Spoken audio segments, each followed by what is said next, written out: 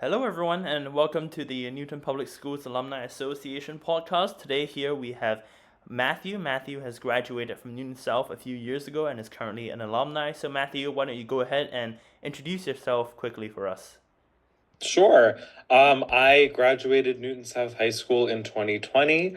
I am currently a writer, comedian, and someone trying to work in entertainment living in New York. I graduated Harvard College last year in 2024, where I studied English and was involved in a lot of arts and writing communities. And I'm super excited to talk a bit about that.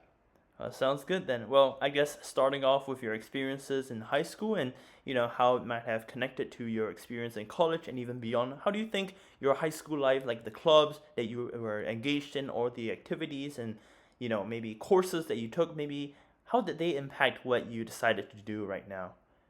Totally. For most of my time in high school, I actually thought I was going to maybe be a doctor, go down a more scientific medical route. And so outside of school, was doing some science research and stuff like that. But I'd say I really discovered what I was really passionate about, that the arts could be not just a hobby, but an academic and a professional interest in my senior year.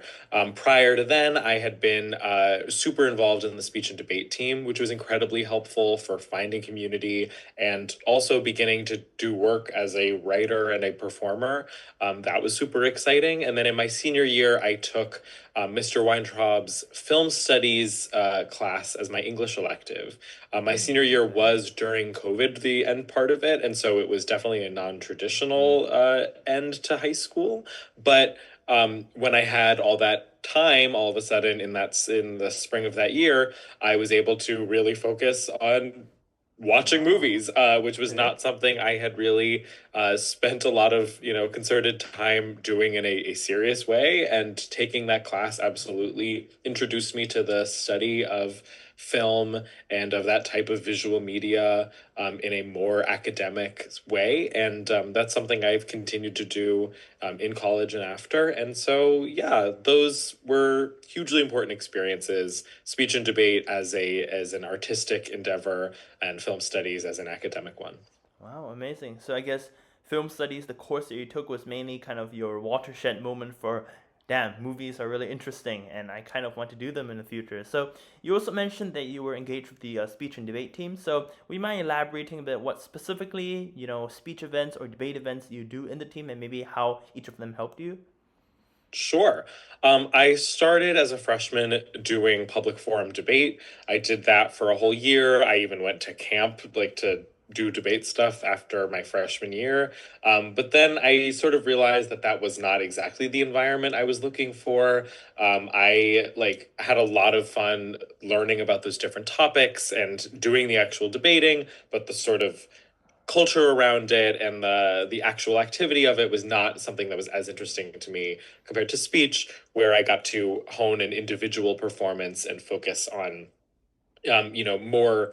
more of the craft of it. And so in speech, I did declamation my sophomore year, and then I did original oratory mainly, and then a little bit of program oral interpretation. The most important for me was definitely original oratory. It's where I wrote an original persuasive speech and delivered it. And I was very interested in the sort of tonal elements of that, how you could add comedy and also, pull at people's heartstrings and do some storytelling in a persuasive piece. That was definitely a huge like outlet for me to begin thinking about writing and performing in, yes, a competitive way, but also a very serious way and a very, personal way. So that was like a sort of unparalleled uh artistic experience, even though it was a competitive one and in some ways a community building one. I see. So you would kind of say that the teachers who have had the most impact on you in your high school life would maybe be Mr. Weintraub, who taught the film studies class, or Mrs. Honeyman from speech team. Yeah, totally. I was able to, in fact, reconnect with Mrs. Honeyman and Mr. Oh Honeyman, both wow. of whom coached speech recently when I graduated college. I gave a speech at graduation. There's a comedic address called the Ivy Oration, and I auditioned for it and was chosen to give that speech, which was a huge honor. And I was super excited to not just do it, but make it an opportunity to, honor these people who had helped teach me how to perform and use my voice and write compelling, pieces. And so I was so excited to get them involved and bring them to this event. And so yeah, they were hugely influential. Wow, amazing. So I'm hearing all these things from you, and I'm hearing that you were engaged in so many different activities in school and all these different courses that were fascinating as well. So I guess for any student right now in Newton South who is maybe interested in the arts or maybe some subset of it, having gone through all of these media, would you have any specific recommendations for maybe some courses or some tracks in school they can take, or maybe some programs that South students can access outside of school that they could maybe be aware of right now? Hmm. For students interested in the arts, I mean, for me, film studies was like a exciting class to learn about what I was interested in media. But I think just like a lot of art classes are really wonderful. I did a lot of visual arts classes at Newton South that I really enjoyed. But in terms of stuff outside of school, Newton South, in addition to all of the incredible, extracurriculars that are already there, they're very good about supporting students who are interested in starting new organizations or doing stuff outside of school that they would like support from Newton South to pursue. So I'd say, if there's something that you are very interested in doing that is not already reflected in the options there, don't be afraid to be a self starter. Find other students who are interested in it. Maybe start a club. Maybe just pursue the arts outside of school and work on getting it out there yourself. Maybe that would be like if you're a visual artist submitting stuff to competitions or a writer as well. Like it's super scary for anyone to really commit to the arts because it is not a very stable or sure career path. But for those who are really passionate about it, it's so important that you are not only consistently creating, but that you are, showing it to the world. And so starting that as a high schooler, I mean, I didn't realize I wanted to do writing in such a serious way until basically after I was done with high school. And Oh so wow. if I'd figured that out sooner, like I would have been so excited about the opportunity to begin, uh, you know, creating work and showing it to the world. And so I think that finding opportunities, and creating ones where there aren't, is I something that Newton see. South is a particularly great place for. I have a lot of friends in high school who started their own clubs or got involved in stuff outside of Amazing. school. I did that with my science stuff and some with my art stuff, and so yeah. I see. Speaking of career paths, I know a lot of high school students right now are also thinking about, what am I going to major in university when I go there. So specifically for the arts, are there any like career paths or tracks or majors in the university that you think maybe students in high school should maybe begin researching for, what they could potentially do in the future? Do you have any advice pertaining to that aspect? That's interesting. I did English because I knew I wanted to write, but the more like media and entertainment focused options at Harvard were like felt a little less established for me. I think it's so I dependent see. on what school you end up going to. I think that different departments function super differently. I am a huge supporter of English departments. I think that like the study of literature is so helpful for so many Mm-hmm. things. Right. There is not a career path in the world in which it is not going to benefit you to learn how to have a command over language. But obviously, English is not for everyone.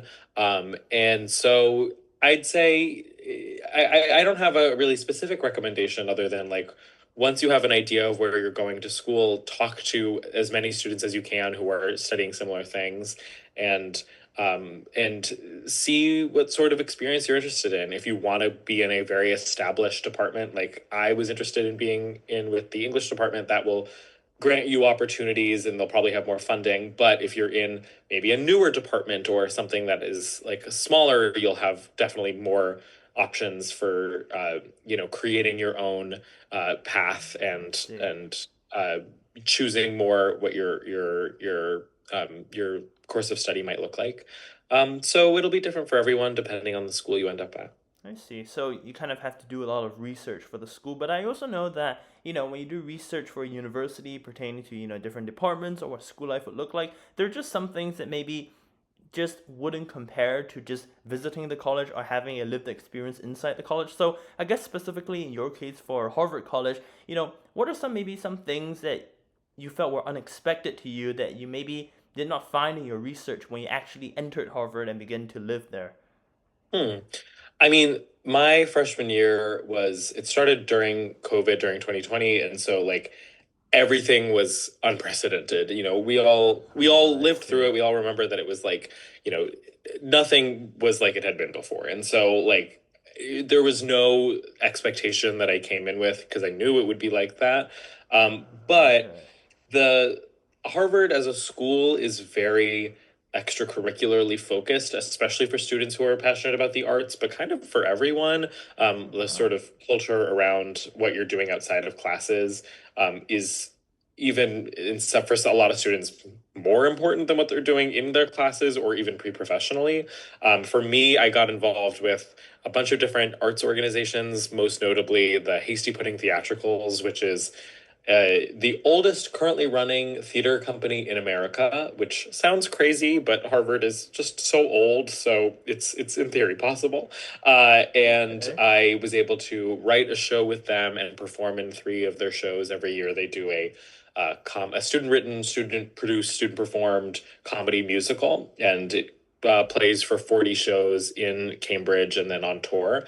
And that Oh, was an incredible opportunity for me to um, work as not just a writer but a performer in a essentially semi-professional theater company. I had no like expectation that I would have work okay. of mine be performed at such a scale as a college student, and that was an incredible opportunity. I also was in the stand-up comic society where I was able to really hone my skills as a speaker, stuff that I'd started in high school with the speech and debate team. Those skills were super applicable, and I was able to work on joke writing as a serious practice. And yeah, so getting to perform with them was definitely not something that I expected to be doing a lot of. I never really fancied myself a stand-up comedian, and even now that Oh, I've done wow. it a lot, it's not like really how I see myself. But that was a hugely helpful, community and arts opportunity. So yeah, those neither of those were Fantastic. things that I sort of expected Mm-hmm. to be in as an adult, and it has been like those have both been hugely helpful, um you know guiding lights for what it might be like to work in comedy or in the arts. Oh, amazing. So you would say that these two things are probably two of the most impactful things that you've done in college pertaining to, helping or contributing to your future success or your future career as an arts person? Absolutely. Fantastic. So, hearing from everything you've shared today, I can kind of feel that, you have so much more lived experiences both in high school and in college as compared to us measly high school students, and also Oh probably a lot more gosh. wisdom. So, I guess just to end off on this note, what types of, values or character traits do you think were probably the most important for bringing you to who you are now, and something that maybe us high schoolers should also keep in mind as a mindset going forward? Well, I would first like to say I don't know what I'm doing. I have no wisdom more than anyone else. But if I were to impart a piece of advice, it would be that there is no door that is closed to you at this point in your life, particularly as Mm-hmm. a high school student, but even as a college student, after college, years out, like there is nothing but time and opportunity ahead of you to choose the way you want to live your life and the way you want to spend your time.